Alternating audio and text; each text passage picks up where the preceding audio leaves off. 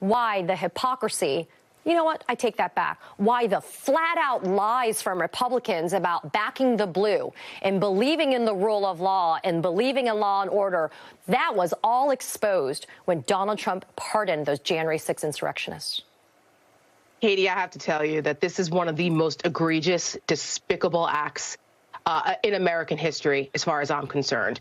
This goes back to the Civil War. I almost think it's worse than the Civil War folks who were pardoned back then to try to unite the country. No, okay? These people tried to overthrow a free and fair election, the cornerstone of our democracy. And they were inspired and led by Donald Trump's lies and all of his enablers. And the fact that as someone who, one of the things that attracted me to the Republican Party was the respect for rule of law, was the backing of police. People know that I come from a law enforcement family. This is very important to me. I've advocated for law enforcement officers. I've become friends with some of the officers who spoke out about what happened to them on January 6th. And every American who sits there and tries to make the excuse that this election was about the price of eggs for them, and they try to completely ignore what Donald Trump promised he would do and the fact that he called those traitorous SOBs hostages and patriots, how dare he? It spits on the honorable service of every person who wears the uniform and swears an oath to protect this country as a law enforcement officer, particularly the ones who literally put their bodies in harm's way to protect those people, despite the fact that they would betray everything that they claim to stand for.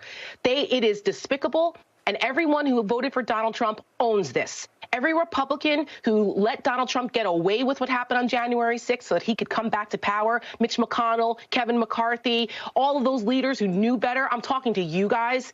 You did this. I don't want to hear any feigned outrage about, oh, well, you know, the violent ones, that's not okay. No, enough of that, okay? You guys knew exactly what you were doing when you enabled Donald Trump, and now you own this.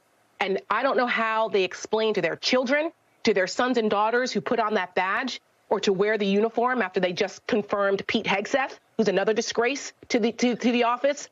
How do they explain to their kids that what they stand for? Because it sure as hell isn't law and order, and it sure as hell isn't patriotism. There's nothing patriotic about pardoning people who tried to violently overthrow our government and beat the hell out of cops and almost kill them. And some did lose their lives as a result. It's despicable. I think you have to have shame in order to feel it, and I don't really think they have it. Tara Setmayer, thank you for getting us started today. I always appreciate it. Thank you. It's up to us to make them feel shame. Exactly.